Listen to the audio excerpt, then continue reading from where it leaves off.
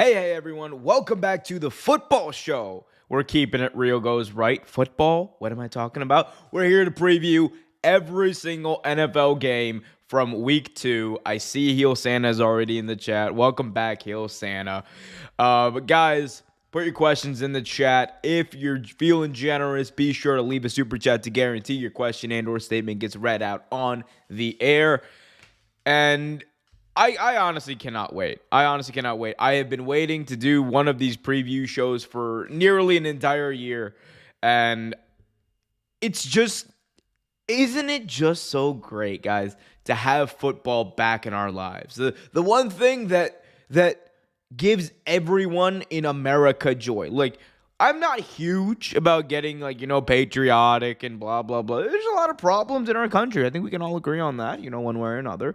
But one thing that a lot of people agree on and that I am all for is loving the sport, the thrill, and the absolute insane ride that is American gridiron football. You gotta love it. It's amazing. Guys, be sure to hit that like button, subscribe, hit that notification bell so you get notified whenever a new video or stream like this is released.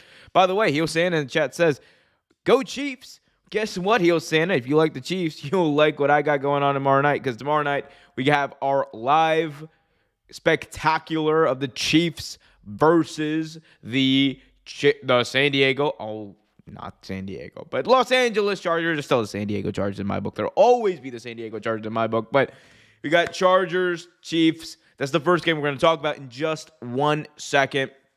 But I'm going to be doing a live stream watch-along, spectacular, as I like to call them, tomorrow night, 8 p.m. It's going to be a lot of fun. Come hang out, check it out, and join in the fun. And, if you're watching the game, if you have the means to watch the game, great. Come join us at halftime. I'll be talking about what I think about the game. Come join us right after the game's over. I'll be talking about what I think about the game in general. But Heel Santa's definitely going to be there, so come hang out with me and Heel Santa. Do that and all that jazz. Without further ado, let's talk about the first game on this week's slate of games. The Los Angeles Chargers will be taking on the Kansas City Chiefs. This is a big matchup. Patrick Mahomes versus Justin Herbert. And the biggest question in this game is going to be, are the Chargers ready? Because they're a young team that people have been saying for nearly 2 years now that if there's going to be a team in this division that's going to dethrone Patrick Mahomes, dethrone the Kansas City Chiefs as the class of not only the division but the entire AFC, it's the Chargers, because they have Robo QB and Justin Herbert. This is a guy who here's the thing. There's few people I've seen throw the ball like Justin Herbert, where it's a literal laser beam in the air and it feels like it only speeds up as it's getting to its target. Like, he throws a laser, a rocket, whatever you want to call it, and not a lot of... I just have not seen someone throw the ball at the velocity of someone like Justin Herbert has. He's got all the God-given ability in the world. I would say even more ability, just sheer gift throwing the ball than anyone in the NFL. The biggest question is, are the pieces around him good enough? Is the talent around him, not even specifically on offense, but mostly on defense, is it going to be good enough to stop or hinder Kansas City just enough for them to win? Because we've seen they've been close. Last year in Thursday Night Football, what happened? That game went into overtime, and Patrick Mahomes and Travis Kelce did exactly what Patrick Mahomes and Travis Kelce do. We go dink, dink, dink, run, touchdown, game over. That's the Chiefs and the Chargers. That's what it's been. The Chargers have been knocking on that door, and this is the year people expect them to not only open the door, but kick it down. Will they be able to do it? Patrick Mahomes is coming off a game where he had 5 touchdowns, 360 yards, and Justin Herbert's coming off of a game where he had 3 touchdowns, nearly 300 yards, but he didn't get much help in the running game. And that, I don't know. Him and Austin Eckler do have a bit of they do have a lot of chemistry, But is Austin Eckler the guy right now for them in the running game? Do you have to give it back to someone like Jackson? Do you have to maybe get someone else? I don't know, because Austin Eckler's been very good in the NFL for a very long time. The issue is he's been in the NFL for a while, especially when we're talking about running backs. I'm not sure if they got the juice. It's corn. Let me tell you all about it. It's got the juice, but I don't know if the Chargers do. And for that reason, I'm going with the Kansas City Chiefs in this one. I'm going to call it 27-24, a close game, but the Chargers are not going to have enough juice in them to beat the Chiefs. That's my prediction. Let me know what you guys think, though.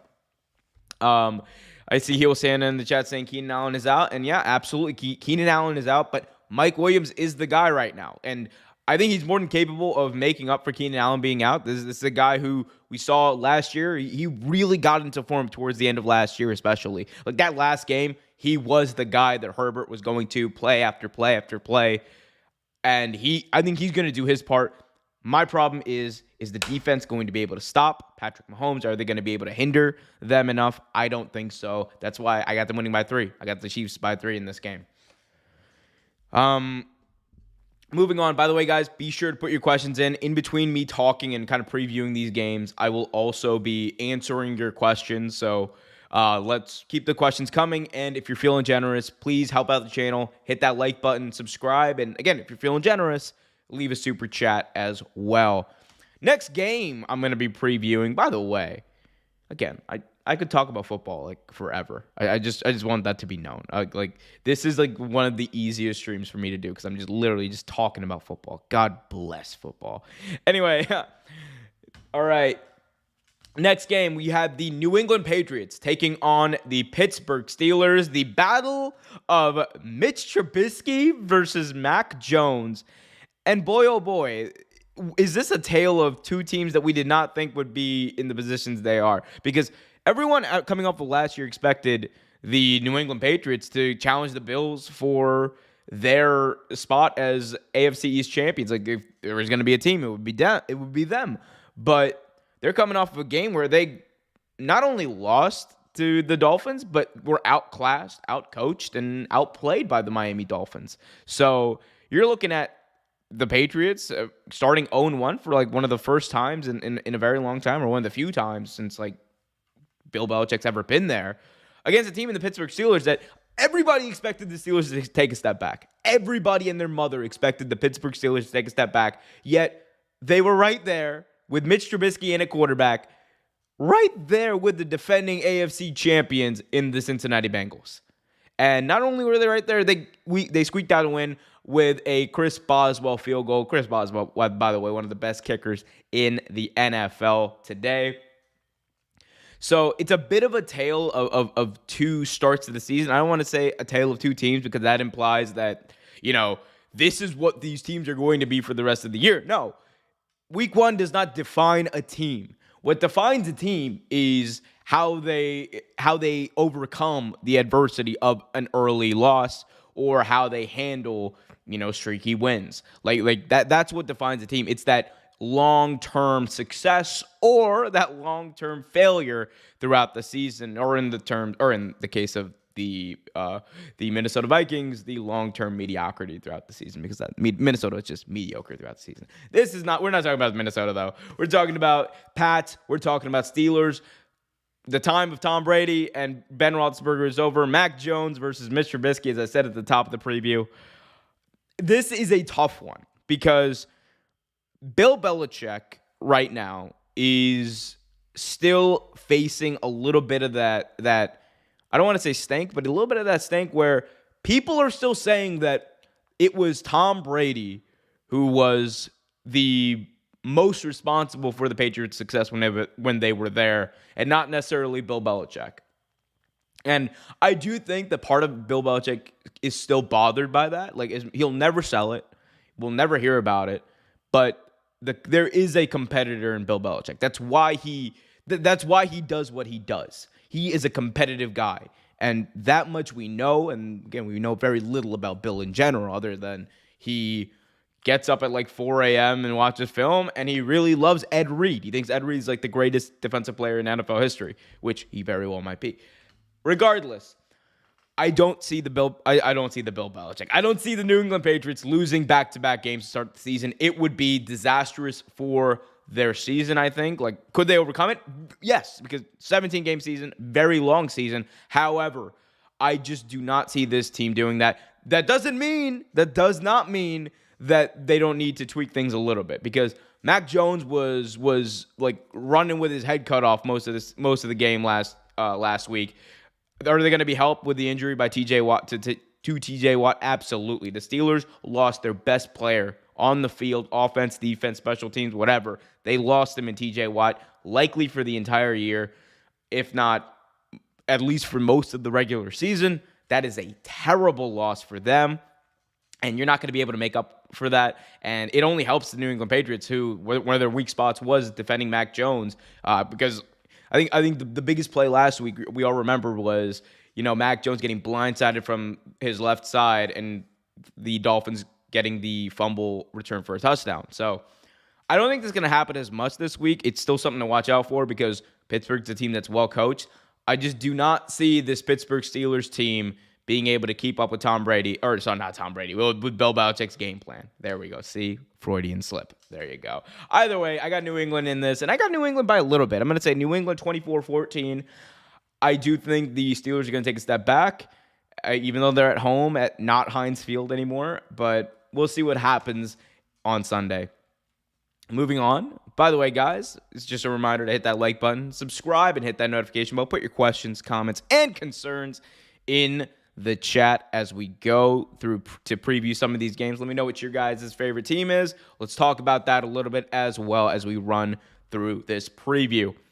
Now, moving on, we have Carolina v. New York Giants. The Carolina Panthers, who's starting 0-1, are facing the 1-0 New York Giants, who have a bit of a swagger to them coming off of their win last week.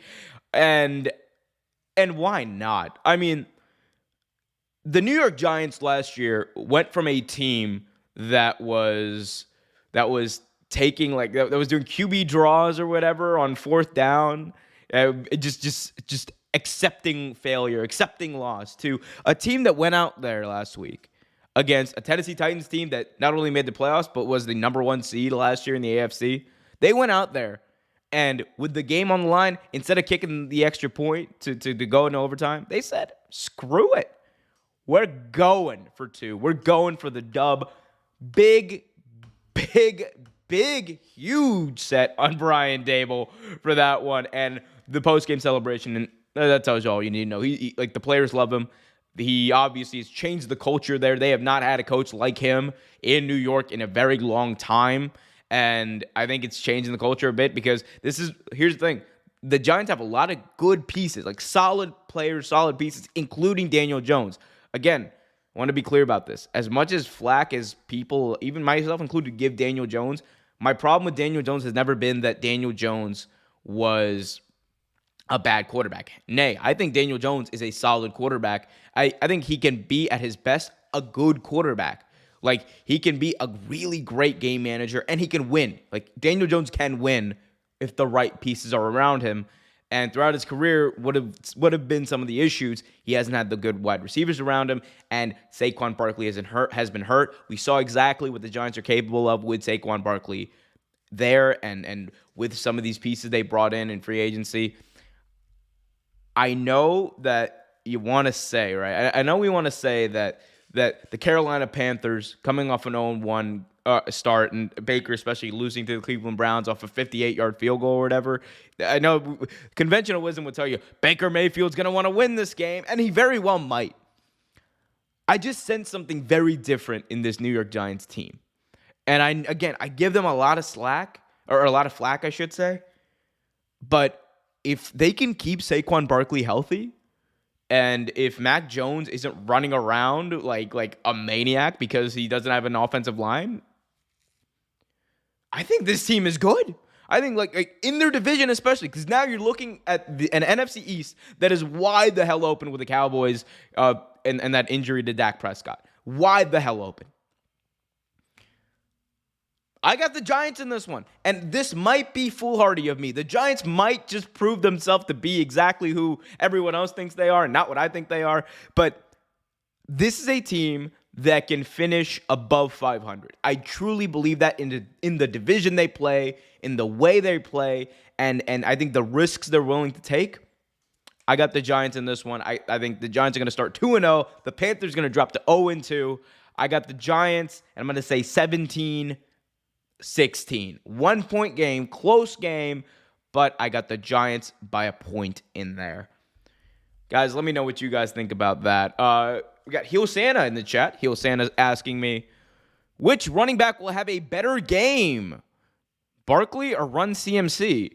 McCaffrey or Barkley? I think they both are going to have really good games against those defense. I'm going to go with Saquon. I do think that generally, I think Saquon is the most talented running back okay. I want to be careful. He is definitely one of the most talented running backs there is in football, period. I think that he is the next coming of Barry Sanders, whatever you want to call that. Like he is that guy. Like, he's got all the elusiveness in the world. He's got all the talent, all the ability. It's just a matter of staying healthy. And there's got to be a little bit of Saquon that says, man, I want to stay healthy. What would happen if I stayed healthy for the entire year and we just go on a run here? It's possible. It's very possible. McCaffrey is also one of the most talented running backs in football. And for him, it's also a matter of staying healthy. I just think that I don't see this Panthers team defensively being able to stop Saquon Barkley in that pivotal moment. I just don't think they have it right now. And they couldn't stop Jacoby Brissett last week. What makes me think that they're going to try to stop Daniel Jones? Like Jacoby Brissett had a pretty good game, a solid game. You think Daniel Jones is going to have a better game than Jacoby Brissett? Just telling you. Especially with all the emotion going into that game, at least for the Panthers. I'm just saying. Like, I was high on the Panthers in the offseason. Last week disappointed me. I know it's like overreaction Monday, or in this case Wednesday, but I just don't know about the Panthers right now. And I just feel more confident in the Giants than I do the Carolina Panthers. And that's just me right now. It's all instinct. It's all gut. It's all vibes, as one of my best friends in the world would say. It's all vibes right now. But we're going to vibe it out and see what happens. That's the other wonderful part about football being back. You just vibe it out. But yeah, we will see. Guys, hit that like button. Subscribe and hit that notification bell so you get notified whenever a new video is released. Speaking of them Cleveland Browns, we have the Cleveland Browns taking on the New York Giants. No, not the Giants, the Jets. So Cleveland Browns are going to be hosting the New York Football Jets. Joe Flacco, Jacoby Brissett. A class battle between two elite quarterbacks in this one. You also have Michael Carter, Nick Chubb, and company, respectively, running the ball. I mean, first things first. Rest in peace, Uncle Phil. I know you will. But no, really, first things first. I got to say this. The Jets are not a good football team. Whether or not Joe Flacco's playing quarterback, the Jets are just not a good football team. Like, I mean, granted, last week they went up against Lamar Jackson, and he's the guy. Like, we all know how good Lamar is. People want to doubt him or whatever, but in our heart of hearts, we all know how great of a quarterback, how elite Lamar Jackson is. No question. And they're going out there and facing Nick Chubb, who last week just ran past everybody, 141 yards. Like, one of the main reasons they won. And Jacoby Brissett, in his role, very efficient. Didn't pass for a ton of yards, but made the plays that needed to be made in order for them to get the victory. So, I don't know. You guys tell me. Am I foolhardy to think that the Jets are going to lose this and lose this by a lot? Am I foolhardy? Can the Jets win? Sure. But you look at their situation. You're looking at a team where their best offensive lineman in Mekhi Becton is gone. Joe Flacco was running around with the Ravens. The Browns' pass rush is just about as good as the Ravens, if not better, considering the fact that they got Myles freaking Garrett. You don't think that the Browns are going to exploit that? And Joe Flacco, who is a statue there, love Joe Flacco to death. I'm a Ravens fan. I love Joe Flacco, always will. That dude is responsible partially for winning a Super Bowl for this team. Love it. But last week, he didn't play all that great. He played fine in spurts, but he wasn't the guy. He was doing what Flacco does. Joe Flacco was played like Joe Flacco. And that's not going to be good enough, I think, to overcome the biggest flaws of this team, which are they can't stop the run. They can't, and if Jacoby Brissett airs it out, he's got a huge arm. Who's gonna cover the receivers? Who's gonna cover Amari Cooper? Who's gonna cover Donovan Peoples-Jones? Nobody. They don't got nobody. You guys have C.J. Mosley in the middle of the field. He's not gonna be able to stretch his arms out and see what. No. Browns in this one, and I don't even think it's close. I got Browns, I'll say 26-10. 26-10, Cleveland Browns over the New York Football Jets. And I know Jets fans are going to get mad at me on that one. Get mad at me in the comment section. I don't know. Heel Santa says, we already knew the Jets suck. Yeah, breaking news. The New York Jets suck again. It's that, you guys ever seen The Longest Yard? Is that when the Mean Machine are playing the guards and they end up sucking again, the team just falls into a bad spurt or whatever, and Rob Schneider in the stand, he's like, "Oh no, we suck again." That's that's Greeny. That's Greeny from ESPN every single year. It's Mike Greenberg from ESPN every single year. "Oh no, the Jets, we suck again." Every single time. Guys, let me know what you guys think though in the chat. Do the Jets suck? Am I capping? Probably not. This next matchup is an interesting one though. We have an interesting matchup here to talk about. The India Colts. The Indianapolis Colts will be going on the road to Jacksonville to take on the Jacksonville Jaguars. The 0-1 Colts are going to be taking on the 0-1 Jaguars, I should say, because the Colts tied last week, people. The Colts and Texans tied last week. The AFC South is an unmitigated disaster right now because the two teams that are at the top of the division are tied, have a tie. No wins, no losses, a tie. The Jaguars and the Titans both lost last week. So I guess that means that the Colts are number one in the division. And the Jaguars are tied for last in the division. As is tradition in Jacksonville. Anyway, so interesting game here.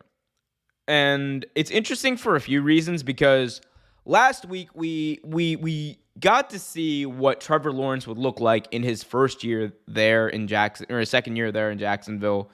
And to be honest, while I thought that he played a little bit better than he would in his rookie year, I didn't think that I think he's going to get better obviously as time goes on. I just feel like we're seeing some of the same mistakes being made with Trevor Lawrence. And that is that, he's kind of he's doing his job, right? But the ball looks sometimes weird coming out of his hands. I think he could have been way more accurate on some of these throws. That interception was pretty bad. There's a few things that Trevor Lawrence I just think needs to work on if he's going to be the franchise guy in Jacksonville, be the game changer. Because unfortunately, we live in a time where, in the NFL especially, where the young quarterback, more is expected of you earlier on in your career than ever before. Before, you could sit around for 3 years before you're actually good.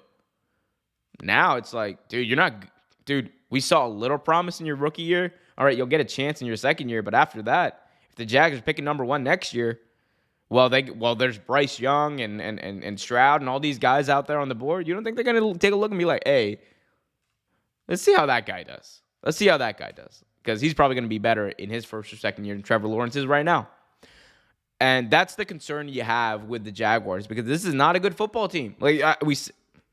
We talking about the Jags like we talking about the Jets. You know why? Because they're basically the same. They're not a good football team. Um, I thought the way they used James Robinson, I mean, you got to feed him more. Like as fine as or as good as like, you want to develop Trevor Lawrence, you got to give James Robinson the ball more. He's your best player. He is your best player, and it's not even a question. And he's a guy who honestly had his confidence shot a little bit by Urban Meyer being a dick last year, and you don't want to do that. You don't want to do that. So my key for the Jaguars in this game is feed James Robinson, control the clock, and and just slow the game down for Trevor Lawrence. That will help you guys win this game. For the Colts, it's basically do what you did last week, except like make one more play. Actually, no, not even that, because you're facing a far, far worse team. Last week, I should say, Matt Ryan had over 300 yards. Jonathan Taylor just went insane for over 150 yards. I mean, the Colts have a chance to be a very good team. And I think the fact that they found a quarterback who can play well, a lot better than Carson Wentz can. I know Carson Wentz had a good game last week, but like year over year plays a lot better than Carson Wentz can. A guy who's a former MVP, granted, towards the end of his career now, still a former MVP, still can play at a very high level. I think that's going to help them out. Like, they've needed that guy. I mean, the bigger thing about the Colts has been, when are they actually going to get the long-term answer at quarterback? Because we know it's not Matt Ryan, but right now they're in win-now mode. Matt Ryan's your guy. That's the guy you're going with. It's not a bad guy to have, honestly. And in this game, it's just going to be don't get in your own way. That is the key to success for the Indianapolis Colts. Do not get into your own way. If you do, you lose the game. If you don't, it's an easy win. I'm going Colts here. I'm going Colts 31-14. 31-14 here, Indianapolis Colts. Guys, by the way, be sure to hit that like button. Helps out the algorithm, helps the channel grow, helps my self-esteem. So be sure to do that as a kind favor today. Also, be sure to subscribe, leave a chat, and all that jazz, as they say, jazz. Ready to keep things rolling here. Keep on rolling like The Undertaker in 2003. And talk about the Miami Dolphins and the Baltimore Ravens. Oh boy, we get to talk about my Ravens. All right, so Baltimore Ravens, Miami Dolphins, let's talk about it. Last week, Lamar Jackson and the Baltimore Ravens played their perfect game, although they didn't have the running back healthy that they needed to have. I mean, they played a pretty good game. And Miami Dolphins versus Baltimore Ravens is a good matchup between two, I think, very similar teams in as far as kind of what people expect from them this year. Because the Ravens are coming off a season where, they were 8-3, led the entire AFC at that point. They were the number one seed, 8-3, and then they lost 6 in a row, ended up 8-9 out of the playoffs. And the Miami Dolphins, their entire thing has been, hey, we're going to be pretty good for a lot of the season, have a winning record, and not make the playoffs, because that's what they've been doing past few seasons. It's just, both of these teams, I think, are going to break through this year, and I think they're both on the rise. For Baltimore, I mean, you saw exactly out of Lamar Jackson what you wanted to see. You saw him sitting in that pocket, throwing the ball, delivering the ball accurately, as he's done many times throughout his career. People want to ignore. That's fine. That's on them. Y'all can be haters and ignorant as much as you want. Lamar Jackson is a very efficient quarterback when he wants to be. And right now, he really wants to be, because my man's trying to get paid. He's trying to get paid. And he will get paid. He should get paid. He should get a fully guaranteed contract. I don't know what the Baltimore Ravens are doing.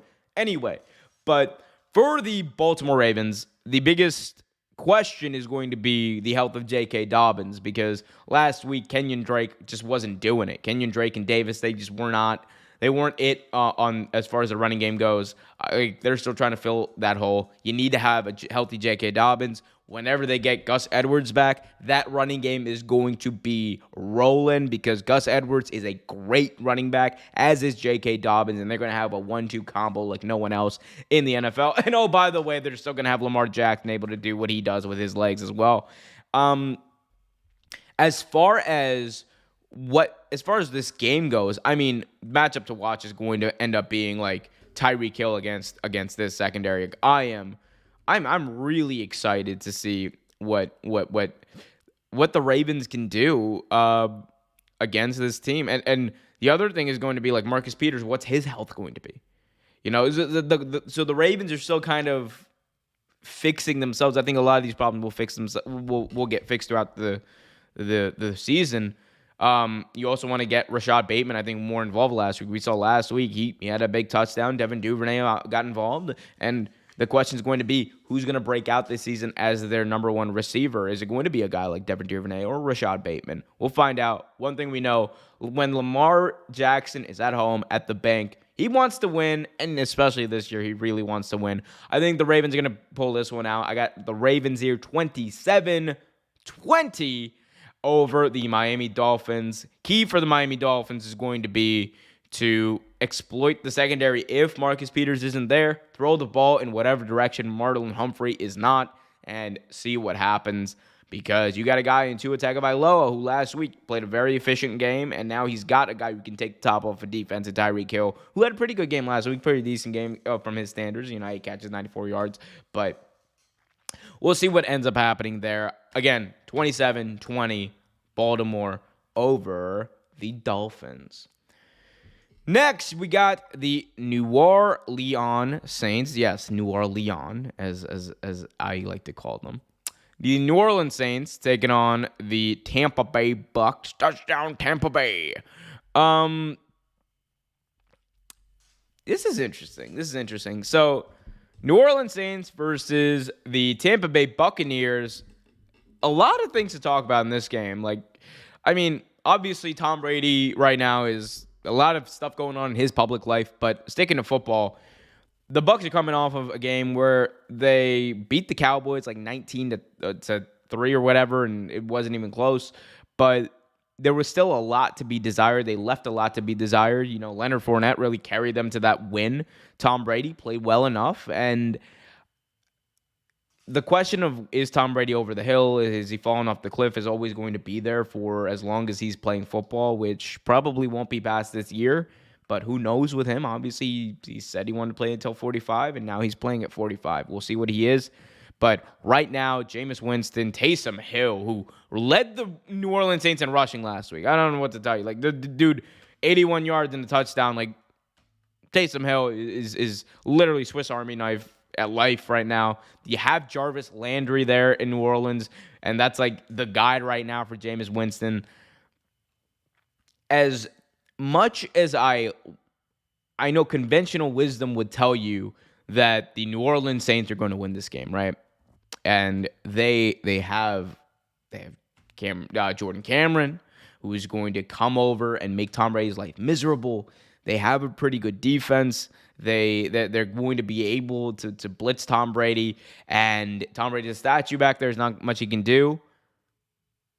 If I'm the Bucs, key to victory here is give the ball to Leonard Fournette, take as much time off the clock as we can, shallow crossing routes to Mike Evans and company, and take the top off every once in a while, which is exactly what their game plan has been over the past number of years.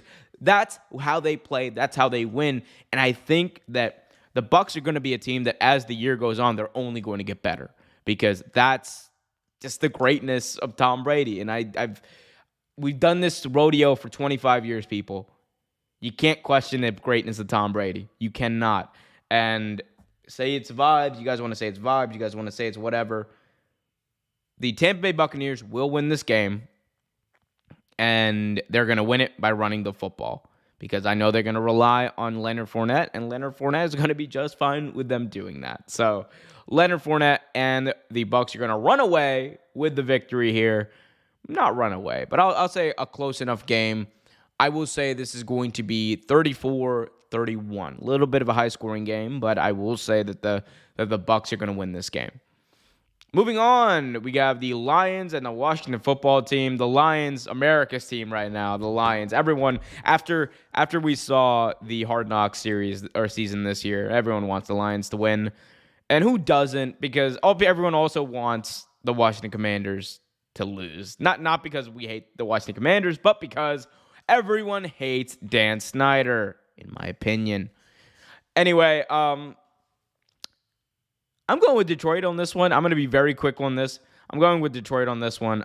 I think Detroit, like, they are very similar to what they were last year, but I think they're a better version of what they were last year. And what they were last year was a very competitive, driven football team. And I think they're only more driven, they're more competitive, and they are more talented after having a season to retool and reload. So I'm going to go with them here. I think that the Commanders are going to be exactly who I think they are as the season goes on, which is an overhyped, underwhelming football team, because that's what they are every year. And that is, and don't get me wrong, I absolutely love some of the players on there. It is just mismanagement to all hell. And don't be surprised, man. Like Ron Rivera, I know people, he's a great coach. I think he's going to be on a short leash. If they don't win this year, it might be it for him in Washington. And that's not me calling for his job. That's not me saying that, but it's just the reality of the NFL. You never know when these things are going to happen. Moving on, another team that's endeared into the hearts of America right now are the Seattle Seahawks. So 4 p.m. Eastern, or 4-ish p.m., 4:05 p.m. Eastern, the Seattle Seahawks will travel to San Francisco to take on Trey Lance and the San Francisco 49ers. Geno Smith and company coming off of a blockbuster win on Monday Night Football against Russell Wilson and the Denver Broncos in what we thought was going to be Russell Wilson's revenge game, but it really was Seattle's revenge game because the 12th man was there. They were loud, they were proud, and they let Russell have it, and they really carried them to that victory. Geno Smith played exceptionally well. I want to be clear. Geno Smith played better than I thought he would play, better than I think most people out there thought he would play. And he proved a lot of people wrong in week one. And no one will be able to take that away from him. However, he's going up against a team in San Francisco that is pissed off right now. If I'm San Francisco, I'm Kyle Shanahan, and I'm those coaches on the sideline, I am pissed off at the way that team performed last week in Chicago. Because they should have beat the Chicago Bears. They could have beat the Chicago Bears. They are better than the Chicago Bears. But they didn't.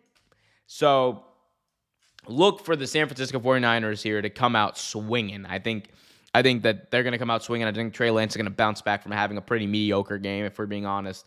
And Seattle, without that home field advantage, really, and having the 12th man be as loud as they were, because that really hindered them. The Broncos had 11 penalties for over 100 yards in that Monday Night Football game that they lost.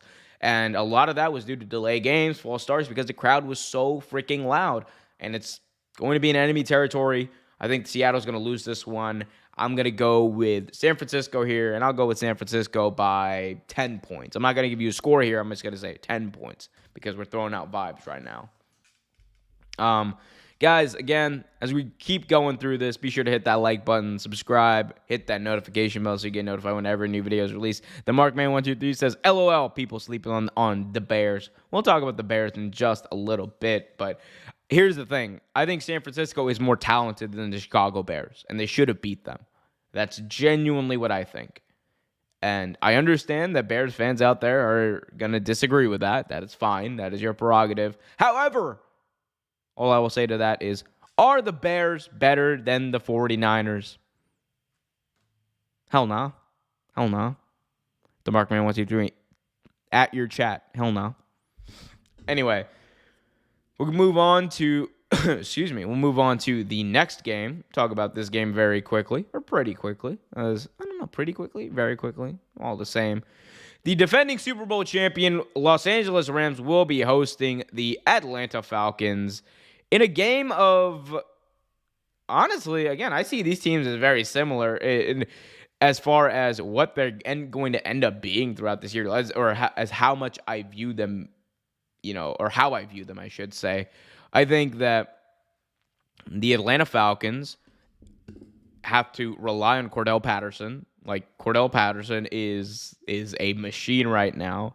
Unfortunate that I did not pick him up in fantasy football is what it is. He's a machine, and he's going to run past this Ram, or they're going to try to have to run past this Rams team to win, because I think the Rams defense is still pretty talented, even though they had a really shitty game last week against the Buffalo Bills.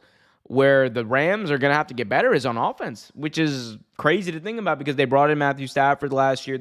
They have Cooper Kupp, who still had a great game last week, but I don't know what happened last week. I think the Rams are going to end up bouncing back here, and I'm going to pick them to win this game, but I don't know, man. The Atlanta Falcons, these are both very weird teams because the Rams have kind of taken a step back from last year, and you don't kind of know what they are, if that Super Bowl hangover is going to persist.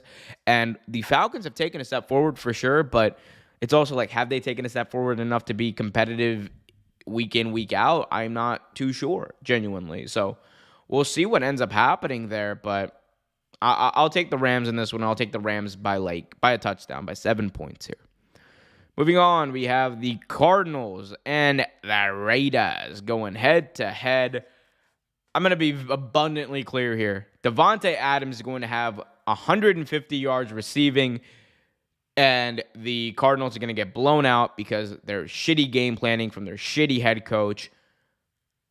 Not going to spend that much time on this one, guys. Raiders on 3. 1, 2, 3. Raiders for the dub. Another game I'm not going to spend too much time on. Broncos, Texans. Love Davis Mills. Love the Texans. Russell Wilson's back at home. He's pissed off. He's going to get the dub here. So let's say that. And let's say Broncos, I'll say by 2 touchdowns. Moving on. Cincinnati Bengals taking on the Cowboys. The Dallas Cowboys. America's team. Jerry's World. Jerry's World. We love this Jerry's World. Anyway. Cincinnati Bengals are going to the hosting. Redo. Anyway, the Dallas Cowboys and Jerry Jones are going to be hosting the defending AFC champion Cincinnati Bengals. Bengals last week fell to the Pittsburgh Steelers in tragic fashion on a last-second field goal. And in tragic fashion as well, the Dallas Cowboys lost their quarterback for at least half the season, it looks like. And Dak Prescott, he's dealing with a thumb injury. He apparently just had surgery, and he's going to be out for the foreseeable future.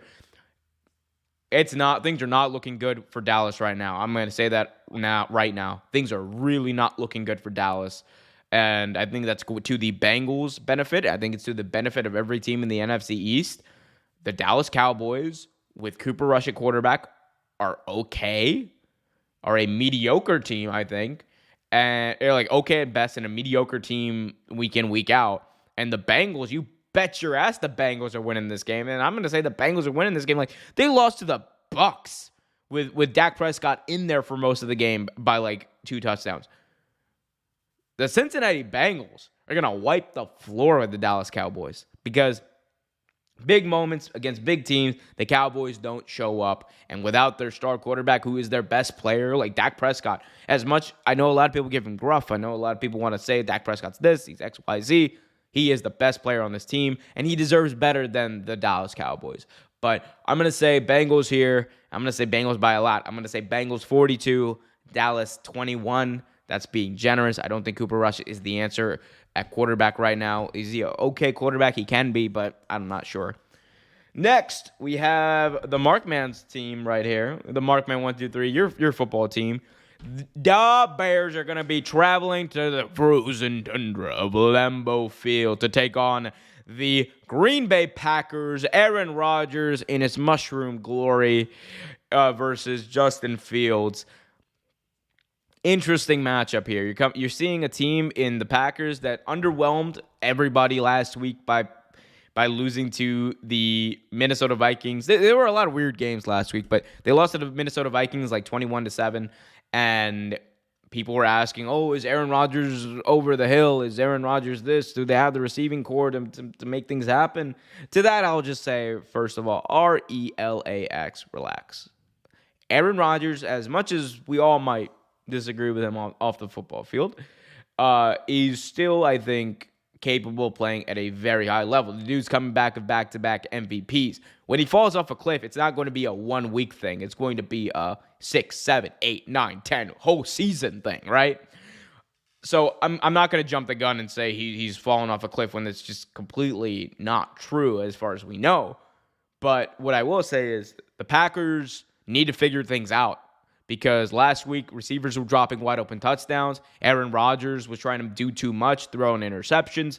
And a team like the Chicago Bears can exploit that because the Bears went up against a really tough team to play in the San Francisco 49ers, really tough defense to play in the San Francisco 49ers, and got that victory. Yeah, they might have squeaked it out, but they got that victory. And there's no question. If the Packers play like they did last week, they are losing this game because the Bears are good enough to beat that team that Minnesota played last week. They're definitely good enough to beat that team. Are they good enough to beat a motivated Aaron Rodgers whose receivers actually catch the ball? I don't think so. And with that, it's going to end up like Matt LaFleur and Aaron Rodgers have done this for like past 3 years. They've had weird starts to the season. Then they go off and they win like 14, 13 games. Same thing's going to happen here. I would be foolish to pick against the Packers in this one. They're going to have a bounce-back game here. I'll say it's going to be closer than people would think. I'll say it's going to be an 8-point game, so still a one-score game, but 8 points is going to be the difference in this one. It's Sunday Night Football, which, who knows, might be streaming it.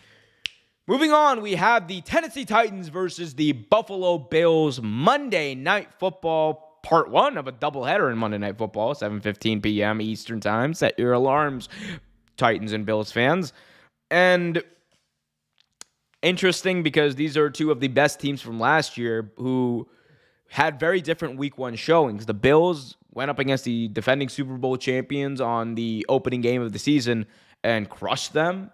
And meanwhile, the Tennessee Titans went up against a team that a lot of people thought was pretty mediocre in the New York Giants and lost. And they still can't make a field goal. That all as is tradition in Tennessee. The Tennessee Titans, as long as they have Derrick Henry, are capable of winning. The question is going to be, is this defense going to be capable of stopping Josh Allen, Stephon Diggs, Gabe Davis, all these guys? I don't believe so. The Bills right now look like they are the class of the AFC. Josh Allen looks like a man possessed who he's after Pat Mahomes' spot. Like it's the last season Peaky Blinders. Who's after Tommy Shelby's throne? Tommy Shelby is Pat Mahomes and Michael is what's his name? Pat Mahomes is Tommy Shelby and Josh Allen is Michael. I think the results are going to be a lot more fruitful for Michael in this instance. Anyway, if you understood that reference, bless you. If you didn't, watch the show. But yeah, I got the Bills in this one. I'm going to say Bills by 14. I just don't think the Titans have enough to stop this team. As great as Derrick Henry is, as good as Ryan Tannehill still is, don't think they got enough here. We have the Markman123 in the chat saying, the Bears win it all on Sunday. The Bears are playing smart ball. Rodgers is playing one-dimensional chess. No, Rodgers is playing like six-dimensional chess. Did you see he's talking about all his mushroom trips? He is playing six-dimensional chess, I'll have you know. Anyway, part 2 of a Monday Night Football doubleheader. The Minnesota Vikings, who just came off of a big victory against the Green Bay Packers, are going to be taking on the Philadelphia Eagles. Interesting matchup here. I think this is a pretty even matchup. I know I've said that about a lot of the Week 2 matchups, but a lot of the Week 2 matchups have been pretty even in my opinion. But this one, these are two teams that had pretty sizable victories in Week 1, granted against different teams. But I think there's something, like, here's the thing. I think the NFC East is going to come down to the Eagles and the Giants this year. I just don't think the Commanders are going to be able to keep up with it. I just don't think that the Cowboys are going to be able to overcome Dak's injury. And that is to the benefit of the New York Giants and the Philadelphia Eagles. And the Eagles with Jalen Hurts. Jalen Hurts is a guy who everyone's been saying a lot of things about Jalen Hurts over the past number of years. That, he's fine, but he's not the guy. He can't be the franchise. But week in, week out, what does he do? Pass for over 200 yards, rushes for nearly 100. Like, the dude is really, really good. And I think if he takes them to the playoffs, he can prove that he is that franchise guy. And it does help that him and A.J. Brown seem to have a magical connection. 10 catches, 155 yards for him last week. I think that's going to be, this is going to be a good matchup. is going to be a close game. Both of these receivers are going to go absolutely nuts against each other. Like Justin Jefferson had nearly 200 yards receiving last week. I'm going to go here out on a limb because I think the Eagles are going to be, in the long term, a better team. I'm going to go with the Eagles here. Don't be surprised if Minnesota squeaks out a victory, but I'm going to go Eagles here by 3. Eagles here by 3, and we'll even put this on it. Last second field goal. Eagles by 3. Jalen Hurts gets them right in position for that dub. And that's my preview of NFL Week 2. Boy, that was a longer show than I anticipated doing. About an hour long, but we did it. We did it. We did it. Yay. Markman123 says, Vikings winning as much as I hate to say. Really, Markman123? That is interesting coming from you, as I know you are a huge Bears fan. Are you a huge Bear fan? You're a huge Bear fan. By the way, how are there hurricanes in Chicago? What I saw, that was a hurricane. I'm pretty sure I had a conversation with a good friend of mine about a hurricane in Chicago, and then I leave Chicago, and what the first thing that happens is a hurricane in Chicago. What do you know? What do you know? Anyway, thank you, Markman, for hanging out. Thank you, Heel Santa, for hanging out. Everyone who's been watching, be sure to catch the replay. Catch my stream, my live stream spectacular of the Los Angeles Chargers taking on the Kansas City Chiefs. Thursday Night Football. Gonna be fun. Come join us. If you're watching the game, by the way, and you have the means to watch the game, that's totally fine. Watch that thing on Amazon. For halftime, come join me right here, youtube.com/Real Take Sports, to break down what's happened and to break down some news as well, and all that kind of stuff. Markman123 says, wettest hurricane from the standpoint of water. Yeah, absolutely, Markman123. I have a friend to call, so I'm going to kick back and end the stream in a little bit, but thank you guys for hanging out. Until next time, NFL is back. Football is home. We love to see it. Hit that like button, subscribe, hit that notification bell. Be happy, be healthy, and as always, keep it